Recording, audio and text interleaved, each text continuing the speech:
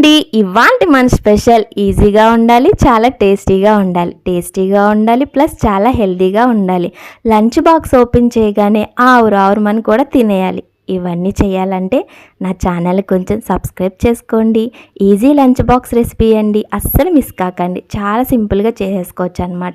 ఎలా అంటారా, ముందుగా స్టవ్ ఆన్ చేసి ఒక మందపాటి గిన్నె పెట్టి అందులోకి 4 టేబుల్ స్పూన్ ఆయిల్ వేసుకొని కట్ చేసుకున్న పచ్చిమిరకాయలు, అలాగే చిన్నగా కట్ చేసుకున్న వెల్లుల్లి తరుగు వేసుకుని ఫ్రై అవుతున్నప్పుడు ఉల్లిపాయలు వేసుకుని అవి కూడా ఫ్రై అవుతున్నప్పుడు టమాటాలు, క్యారెట్, అలాగే సరిపడా స్వీట్ కార్న్ వీటన్నిటిని వేసి సరిపడా సాల్ట్ వేసుకుని ఆయిల్ పైకి తేలేదాకా ఫ్రై చేసుకోండి.